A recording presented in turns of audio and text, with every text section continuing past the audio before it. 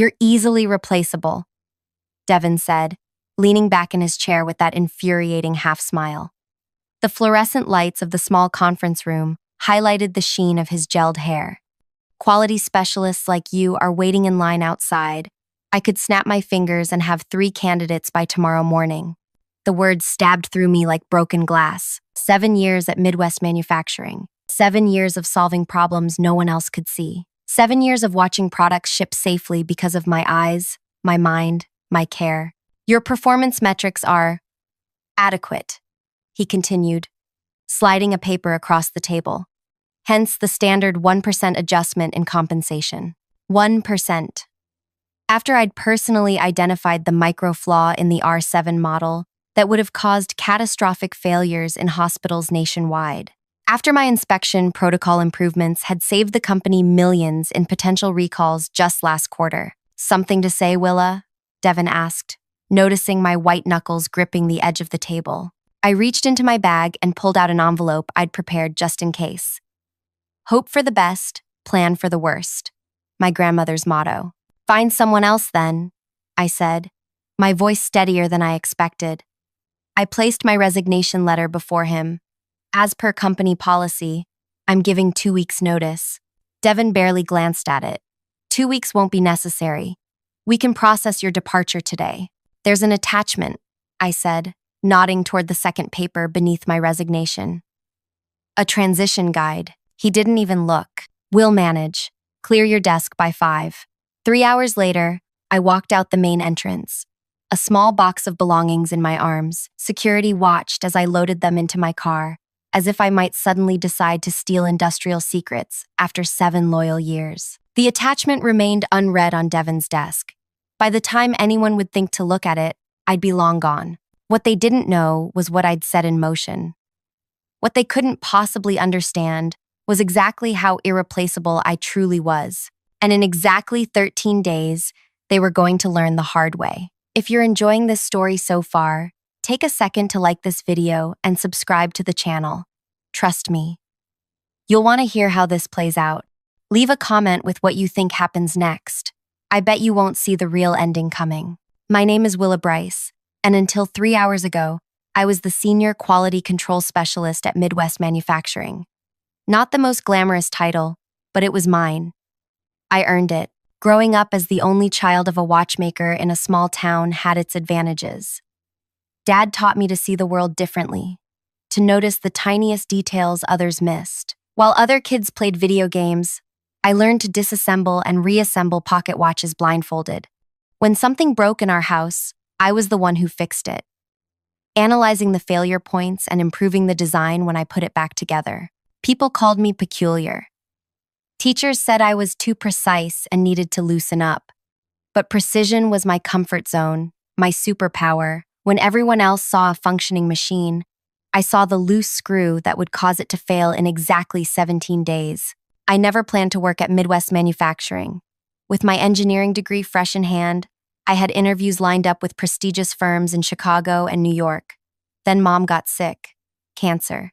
The kind that didn't leave much time for goodbyes. So I stayed, taking the only technical job available within driving distance of the hospital. Assembly line worker. Entry level. Temporary, I told myself. On my 3rd day, I noticed something wrong with the medical pump components coming down the line. A microscopic misalignment in the injection mold that would cause the pumps to deliver incorrect medication dosages over time. Not immediately, which made it more dangerous. The failure would occur after months of normal operation, when everyone trusted the equipment implicitly. I reported it to my supervisor, Tara. She ignored me. New girl making waves. I tried the floor manager, who told me to stay in my lane. Finally, I wrote a detailed analysis and slipped it under the plant manager's door. The next day, production halted. Emergency meetings filled the calendar. Teams of engineers huddled around testing equipment, verifying what I'd found. A week later, I was moved to quality control. A month after that, I became a specialist. Within a year, I had developed a multi-phase inspection system that caught problems no standard test could identify. My protocols became the backbone of the company's quality assurance program. For 6 years, things were good. I saved the company from 3 potential recalls. I prevented countless failures before products ever left the building. The old management team valued my work. They didn't always understand it, but they respected it. Then Apex Capital bought the company. New executives, new priorities, new buzzwords like streamlining and overhead reduction, and a new HR director named Devin Powell, with his MBA and his spreadsheets, and his complete inability to understand what actually happened on the production floor. From his first week, Devin had targeted my department. Quality costs, he'd announced in his first company-wide meeting. We need to balance thoroughness with efficiency. Translation: cut corners wherever possible. I sat in my car in the parking lot, staring at the red brick building that had been my second home for 7 years. My phone buzzed with a text from Tara, now a production supervisor. "They're crazy to let you go. Need anything?" I didn't answer. What could I say? That I felt hollow? That despite knowing this day might come, I wasn't prepared for how much it would hurt? I started the engine and drove. No destination in mind. The spring afternoon was deceptively cheerful. All budding trees and birdsong. I ended up at Lakeside Park, where I sometimes ate lunch on good weather days. Sitting on a bench overlooking the water, I finally let myself feel everything. The anger, the betrayal, the strange relief. 7 years of my life, dismissed in 3 minutes. My expertise, my dedication, my literal blood, that time I sliced my hand fixing a jammed conveyor, all easily replaceable. My phone rang. Unknown number. I let it go to voicemail. Then it rang again. Same number. Then again. Finally, I answered. "Willa?" "It's Chen from engineering." His voice was tight, stressed. "There's something wrong with the new shipment tests. The protocols are giving inconsistent results." I almost laughed. "I don't work there anymore, Chen." "What? Since when?" "Since about 2 hours ago." Devin decided I'm easily replaceable. Silence on the line. "But the Northside Hospital order ships tomorrow. We need your sign-off." "Not my problem anymore." "Call Devin." I hung up, a strange lightness filling my chest. Not my problem. For the first time in 7 years, whatever crisis erupted at Midwest Manufacturing would be someone else's responsibility. My phone immediately buzzed with texts. "Chen. Please call me back. This is serious." "Tara, the QC team is panicking. What did you do?" "Lynn from production. Did you change the testing parameters before leaving?" I turned off my phone and watched the lake ripple in the breeze. They would figure it out. Or they wouldn't. Either way, I was free.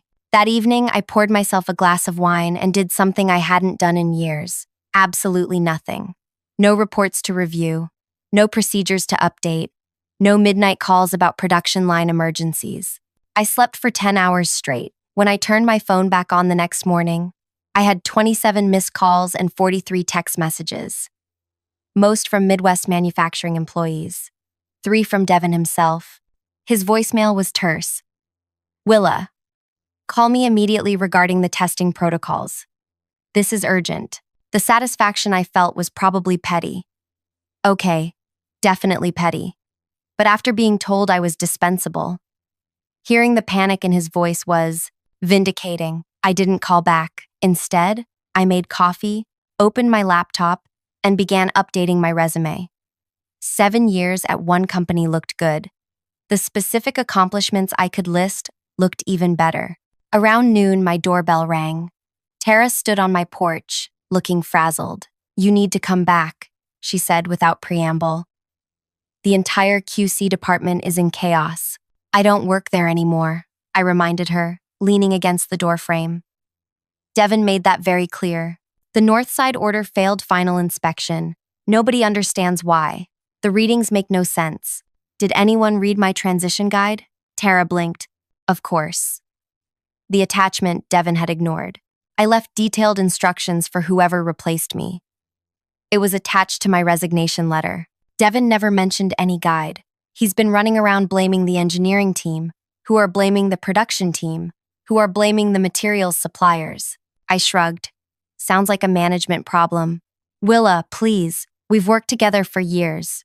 At least tell me what's happening with the testing equipment. I hesitated. Tara had always been decent to me, even when we disagreed. Nothing's wrong with the equipment, I said finally. The problem is that nobody else understands the inspection sequences. The system works fine if you follow the exact protocols I developed. Can you write them down or talk me through them? I did write them down. In the transition guide, Tara looked desperate.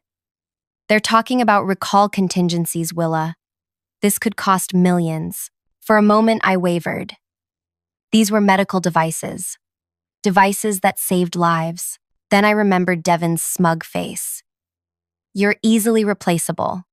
I offered 2 weeks to train my replacement, I said quietly. That offer was declined. Tara's phone buzzed. What? I asked. The backup testing also failed. They're stopping all shipments effective immediately.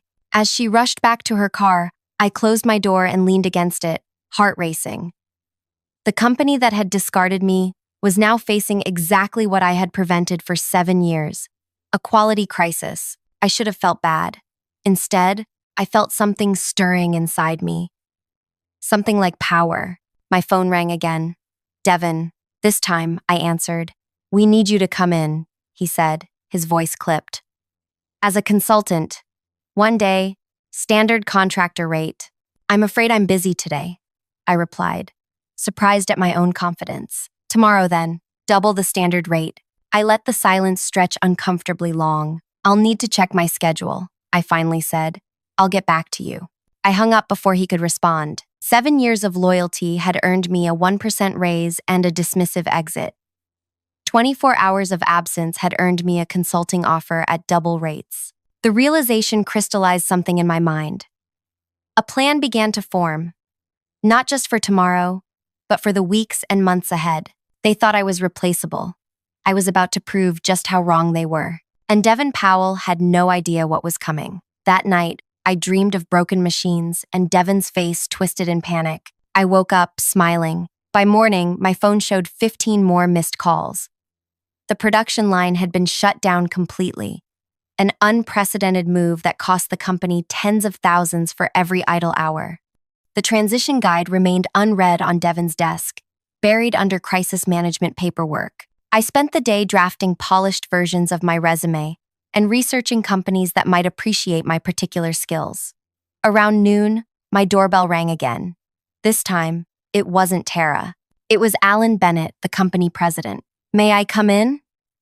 He asked, standing awkwardly on my porch in his tailored suit, looking distinctly out of place in my modest neighborhood.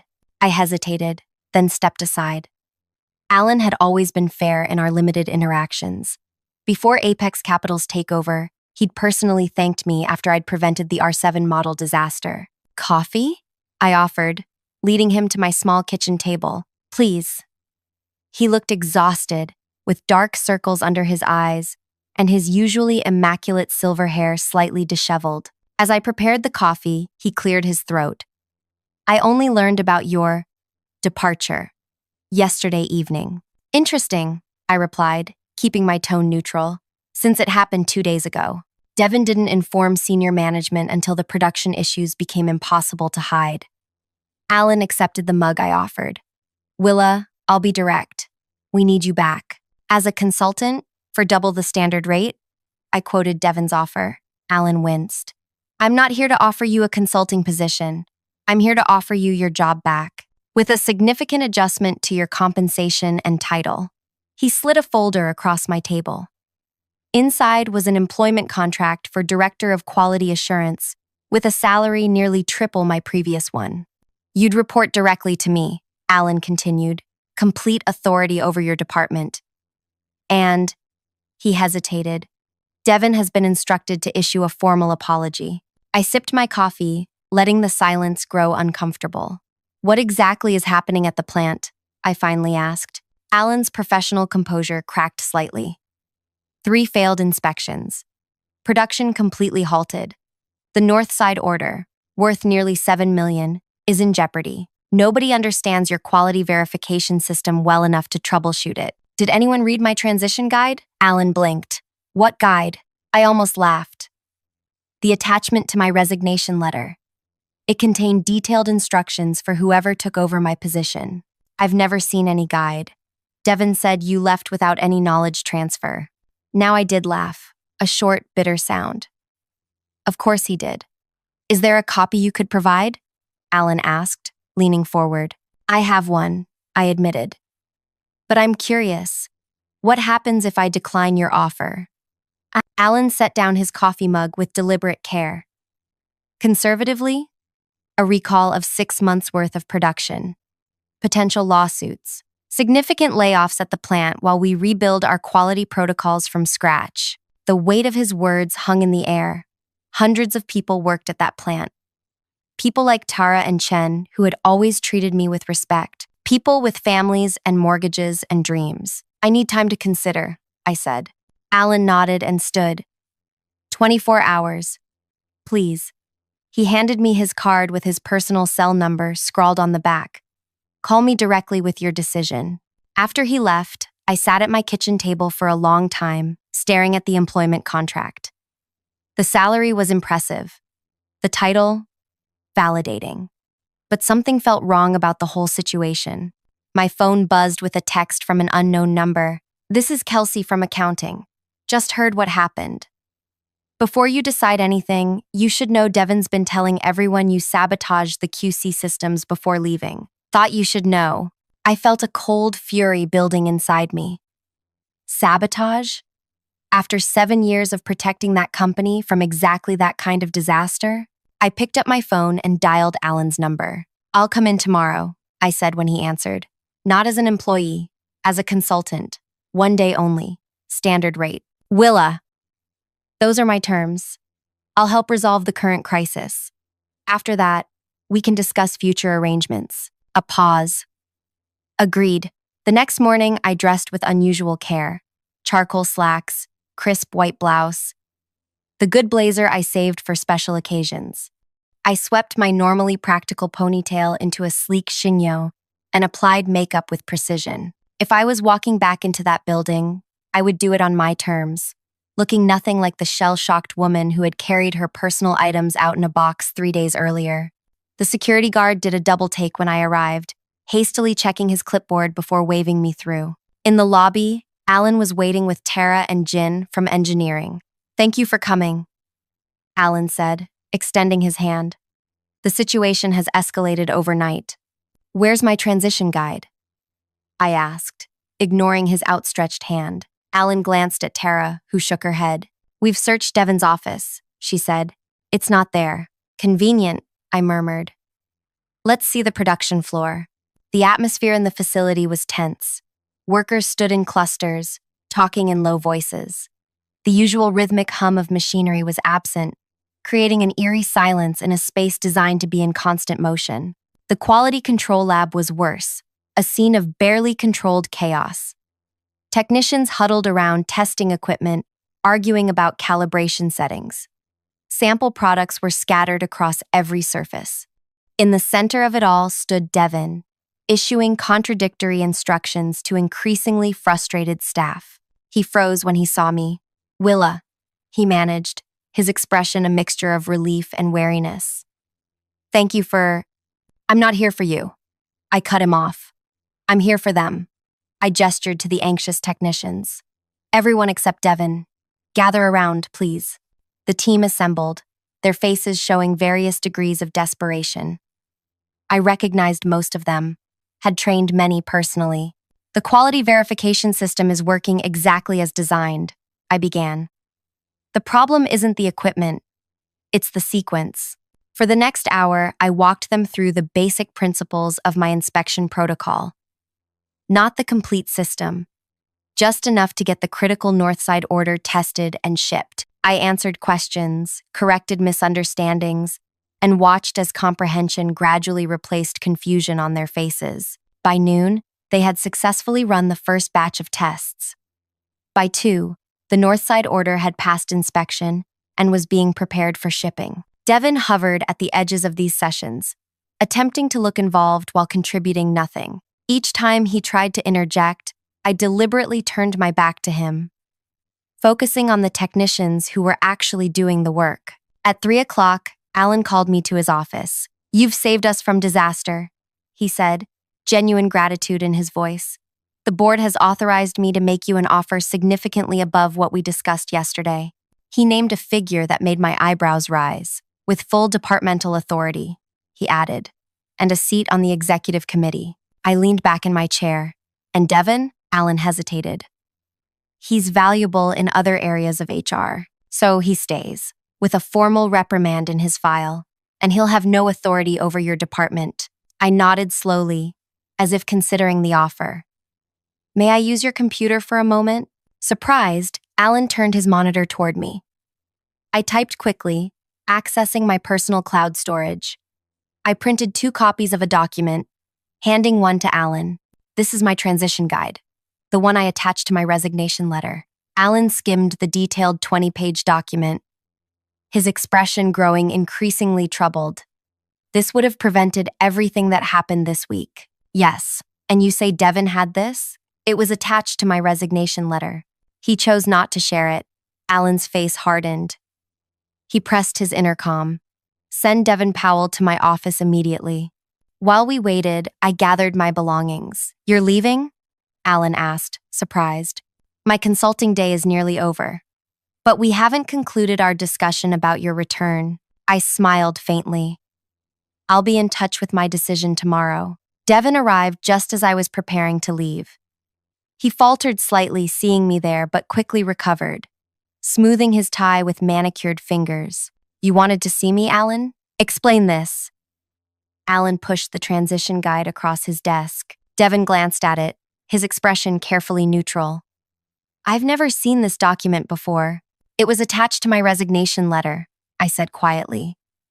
The one you barely looked at before telling me I could leave immediately. There was no attachment, Devin insisted, a faint sheen of sweat appearing on his forehead. I reached into my bag and withdrew a 3rd copy of the guide. This is my personal copy. Note the timestamp on the digital signature, created 3 days ago, before I resigned. Devin's face flushed.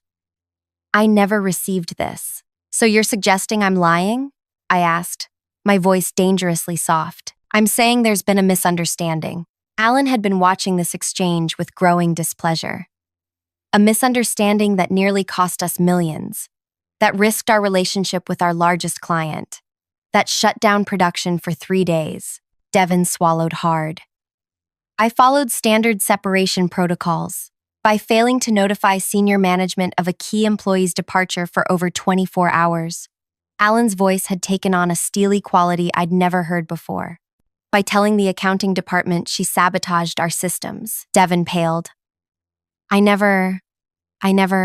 Save it, Alan snapped. We'll continue this discussion privately. He turned to me. Willa, please reconsider our offer. The company needs you.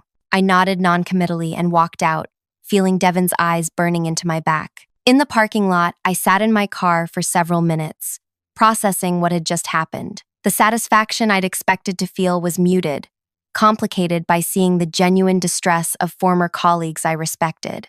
My phone buzzed with a text from Tara. Whatever you decide, you showed everyone who's really irreplaceable today. On the drive home, I considered my options. Alan's offer was generous. The vindication of seeing Devin squirm had been satisfying. The easiest path would be to accept the promotion, return triumphant, and lord my new authority over Devin until he eventually left. But something about that scenario felt hollow, incomplete. At a stoplight, my phone rang. Unknown number.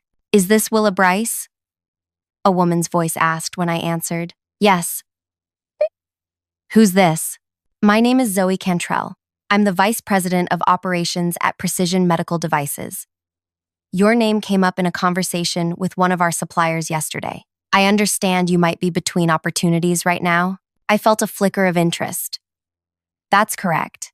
I'd like to discuss a potential position with our company. Would you be available for dinner this evening? The light turned green.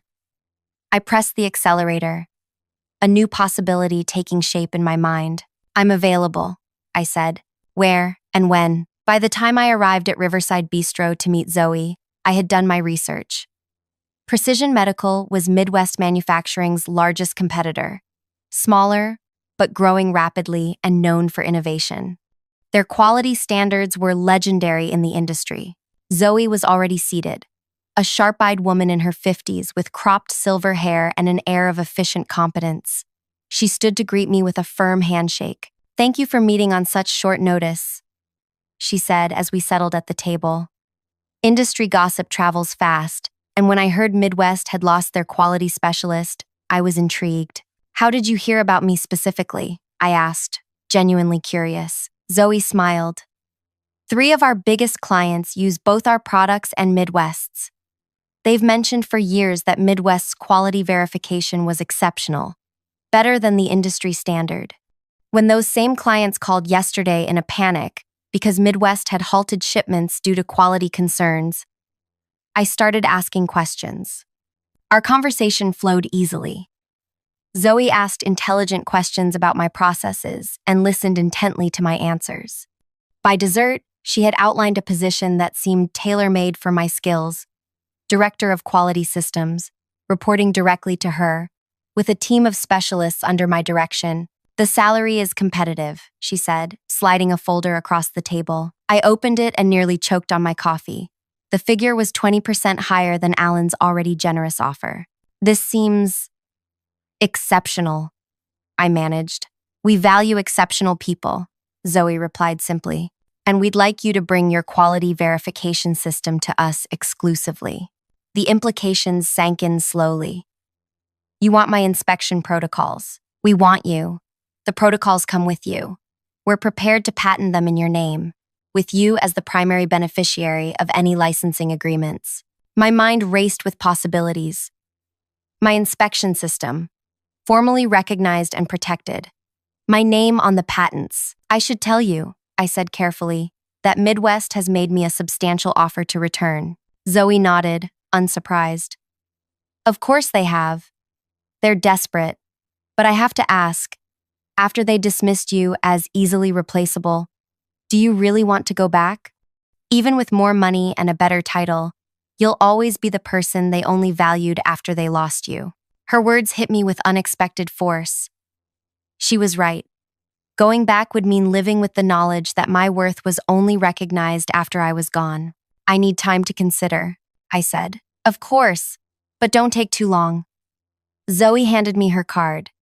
"We'd like you to start next week." Zoe, that night, I sat on my porch swing, weighing my options as the sunset painted the sky in dramatic oranges and purples. Return to Midwest, where I had history, where I knew every machine and process intimately. Accept their belated recognition and increased status. Watch Devon squirm under my new authority. Or join Precision. Start fresh, build something new, own my intellectual property properly for the first time. Never again wonder if I was truly valued. My phone buzzed with a text from Alan. "The board has authorized an additional 10% above our offer. Please call me in the morning with your decision." As darkness fell, a plan crystallized in my mind. Not just for tomorrow, but for the months ahead. A plan that would prove once and for all exactly how irreplaceable I truly was. And Devon Powell would never see it coming. I woke at dawn the next morning, my decision made. I called Alan first. "I appreciate the offer," I told him, "but I'm declining." A long pause. "May I ask why?" "I was replaceable 3 days ago. Now I'm suddenly invaluable. That's not a foundation I want to build on." "Willa." Mistakes were made. Yes, they were. "Goodbye, Alan." I hung up and immediately called Zoe at Precision. "I'd like to accept your offer," I said when she answered. "With one condition." "I'm listening. I need 30 days before I start." Zoe hesitated. "May I ask why?" "I have a personal project to complete, and I need to document my quality verification system properly." "Understandable. 30 days is acceptable. I'll have HR prepare the paperwork." My next call was to a business attorney who specialized in intellectual property. I explained my situation and scheduled a consultation for that afternoon. By noon, I had cleared my small home office and covered one wall with a large whiteboard. For the first time in 7 years, I began documenting my complete quality verification system. Not the simplified version I had shown the technicians yesterday, but the full, A complex methodology I had developed through years of observation and refinement. Every sequence, every calibration setting, every checkpoint and failsafe. All the knowledge I had kept primarily in my head, sharing only the operational basics with the QC team at Midwest. The attorney, Melinda, arrived promptly at 2. I explained my situation while she took careful notes. So, you developed this quality verification system while employed at Midwest Manufacturing, she clarified. Yes, but it wasn't part of my job description. I was hired as a line worker and later promoted to quality control. Creating a new inspection methodology wasn't in my contracted duties. Melinda considered this. That creates an interesting gray area. Did you ever sign an intellectual property agreement? I shook my head. My original employment contract was basic. When I was promoted, the title and compensation changed, but nothing else. And your system isn't documented in company materials? Only partially. Basic operational guidelines, not the underlying methodology.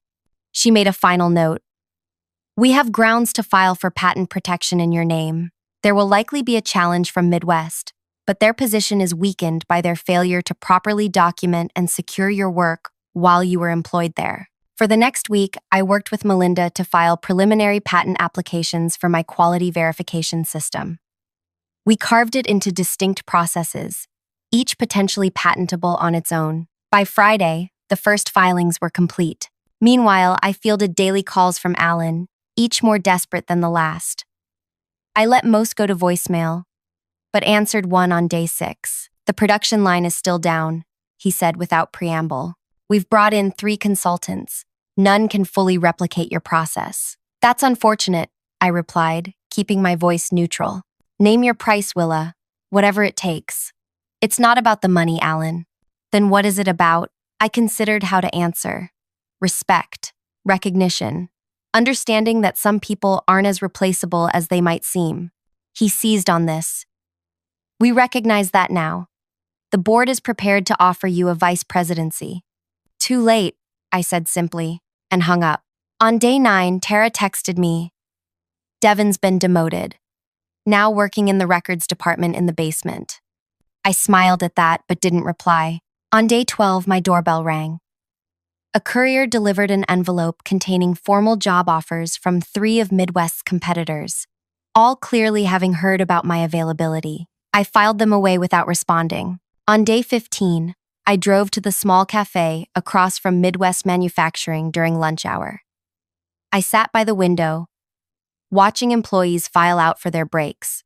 Their faces showed the strain of the ongoing crisis, the tightness around eyes, the quick, nervous movements. I recognized that look. It was the expression of people worried about their futures, their jobs. Guilt nagged at me. My quarrel wasn't with the line workers or engineers.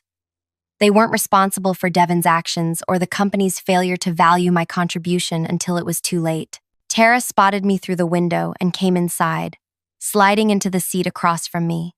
You look well, she said, studying my face. Better than the rest of us. How bad is it? I asked. She sighed heavily. Production's partially restarted, but quality rejections are through the roof. We're shipping at maybe 30% capacity. The board is meeting daily. Rumors about layoffs are everywhere. My stomach tightened. I'm sorry to hear that. I'm sorry to hear that. Are you? Her tone wasn't accusatory, just tired. You could fix this, Willa. You could save hundreds of jobs. That's not my responsibility anymore. Maybe not. But these people have families, mortgages. They didn't do anything wrong. She left before I could respond, leaving me with an uncomfortable weight in my chest. That evening, I stared at my whiteboard, at the detailed documentation of my life's work. Was I punishing the wrong people? Was my revenge against Devin and the company that undervalued me hurting innocent bystanders? I called Zoe. I have a hypothetical question, I said when she answered. If I were to license my quality verification system to other companies while working for Precision, would that be acceptable? A thoughtful pause. Ordinarily no, but in your case, it might be arranged. Under certain conditions. What are you thinking? I'm thinking about the human cost of what's happening at Midwest. Ah, she understood immediately. You're concerned about the workers. Yes, a limited licensing arrangement might be possible. But Willa, don't give away what you've earned. Whatever you decide, make sure it's on your terms. Her words stayed with me as I formulated the next phase of my plan. On day 17, I called Alan and requested a meeting. Not at Midwest, but at a neutral location, a conference room at the downtown library. He agreed immediately. When we met the following morning, I brought Melinda with me. Alan arrived with Midwest's corporate counsel, a nervous-looking man named Grant. "Thank you for meeting," Alan began, looking haggard. Dark circles shadowed his eyes, and his normally impeccable suit appeared slept in. "We're prepared to discuss any terms." I held up my hand. "I'm not here to negotiate employment. I've accepted a position with Precision Medical Devices." Alan's face fell. Grant shifted uncomfortably in his chair. "However," I continued, "I'm prepared to offer Midwest Manufacturing a licensing agreement for my quality verification system." I slid copies of my patent applications across the table. Grant picked one up, skimming it with growing alarm. "You've filed for patents?" he asked, his voice strained. "Yes. My attorney can explain the legal basis for my ownership claim." Melinda outlined our position calmly and methodically. As she spoke, Grant's expression shifted from disbelief to resignation. "The licensing terms are non-negotiable," I said when she finished. 20% of the system's demonstrated annual value to Midwest, calculated as the difference between your current rejection rates and the rates achieved under my system. Initial term of 5 years, renewable at my discretion." Alan looked stunned. "That could be millions." "Yes, it could. The board will never agree." I gathered my papers. "Then I wish you luck finding another solution." "Wait," Alan said quickly. "What about the workers? The people who depend on those jobs?" I met his gaze steadily. "That's why I'm offering a license at all, instead of simply walking away. But I won't undervalue my work again. 20% is fair. It's your choice." As we left the meeting, Melinda smiled. "That was impressively done. They'll accept." "How can you be sure?" "Because they have no choice, and they know it." 3 days later, Grant called Melinda. The board had approved my terms. The licensing agreement would be ready for signature within the week. On day 25, I received a text from an unknown number. "This is Kelsey from accounting again. Thought you'd want to know. Devin's been assigned to administer your licensing payments. He's furious but can't refuse the assignment." I laughed out loud at the perfect poetry of it. The man who had deemed me easily replaceable would now spend his days calculating and processing payments that recognized my irreplaceable value. On day 29, I drove to Midwest Manufacturing one last time, not as an employee or consultant, but as a business partner. The security guard smiled uncertainly as he issued me a visitor badge.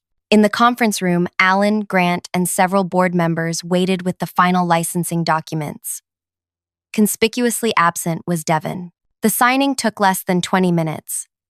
As we concluded, I asked casually, "Will Devin be managing the licensing relationship?" Alan looked uncomfortable. "Yes. He's been reassigned to vendor management." "Perfect," I said, smiling. "I look forward to our quarterly reviews." As I walked through the production floor toward the exit, I saw the line workers watching me curiously. Production had resumed at partial capacity, with the first implementation of my licensed system underway. Near the quality control lab, I spotted Tara supervising a testing sequence. She approached me, arms folded. "So, you found a way to help without coming back." It seemed like the best solution for everyone. She studied me for a moment, then nodded slowly. "The company underestimated you in every possible way, didn't they?" "They did." "Will you be back to oversee the implementation?" "No, the documentation is comprehensive, and I start my new job on Monday." Tara extended her hand. "Good luck, Willa, and thank you for not burning it all down." "You could have." I shook her hand, surprised by the sudden tightness in my throat. "Take care of them," I said, nodding toward the workers on the line. "I will." As I walked to the main exit, a familiar figure emerged from a side corridor. "Devin, carrying a stack of folders, his formerly pristine appearance now rumpled and harried. He froze when he saw me. For a moment, we just looked at each other. I saw the recognition in his eyes, the dawning understanding of exactly how thoroughly he had misjudged me. "Hello, Devin," I said pleasantly. "I understand we'll be working together on the licensing agreement." He swallowed hard. "Yes, that's correct. I look forward to our first quarterly review. I'll need detailed reports on implementation progress, quality metrics, and of course, accurate calculations of the licensing fees." "Of course," he muttered. "You'll find all the instructions in the documentation. I'm sure someone as capable as you won't have any trouble following them." His face flushed at the deliberate echo of his dismissive attitude toward me. "One more thing," I added, unable to resist the final twist of the knife. "Do you remember what you said to me during my last performance review?" He looked away. "I said many things. You said I was easily replaceable. That quality specialists like me were waiting in line outside." I stepped closer, lowering my voice. "How's the search for my replacement going, Devin?" He had no answer.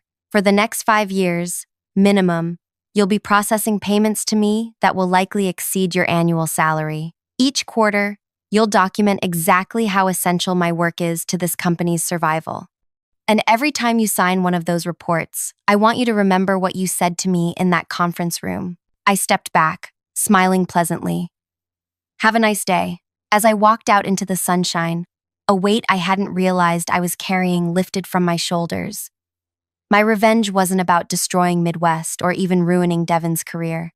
It was about establishing my true value, on my terms. On Monday morning, I started at Precision, bringing my expertise to a company that recognized its worth from the beginning. Within 6 months, I had built a team that implemented enhanced versions of my quality systems, pushing Precision's standards even higher. Meanwhile, Midwest struggled to rebuild. Their products shipped again, but at reduced capacity and higher costs, 20% of which came to me quarterly in checks signed by Devin Powell. By year's end, Precision had captured 15% of Midwest's market share. Analysts pointed to our superior quality controls as the differentiating factor. My patents were approved, cementing my professional reputation and financial security. At the industry's annual conference, I ran into Alan. He looked aged beyond the single year that had passed. "You could have destroyed us," he said quietly during a break between sessions. "That was never my goal." "What was your goal then?" I considered the question carefully. "To be valued appropriately. To never again be considered easily replaceable." He nodded slowly. "Mission accomplished, I'd say." Devin submits his quarterly reports on your licensing agreement with remarkable thoroughness. I think it's the only part of his job he actually fears getting wrong. I smiled at that, the perfect punishment for the man who had dismissed my precision and attention to detail. Being forced to apply those same qualities to calculating my value, quarter after quarter, year after year. Sometimes the most satisfying revenge isn't destroying your enemies. It's forcing them to acknowledge your worth, over and over again, while you move forward into something better. As for me, I'm no longer worried about being replaceable. I've built something that speaks for itself, a legacy of quality that bears my name and my patents. My systems protect patients in hospitals across the country. My team at Precision treats me with the respect I've earned. And every 3 months, I receive a reminder of how wrong Devin was, in the form of a check that grows larger each quarter, as the licensing terms capture the true value of what I created. That's the thing about being irreplaceable. Once you truly understand your worth, no one can ever take it away from you again. If this story resonated with you, I'd love to hear about a time when someone underestimated your value and how you proved them wrong. Hit the like button if you've ever wanted to show someone exactly how irreplaceable you really are, and subscribe for more stories about getting the recognition you deserve. Remember, sometimes the best revenge isn't just walking away. It's succeeding so spectacularly that they never forget what they lost.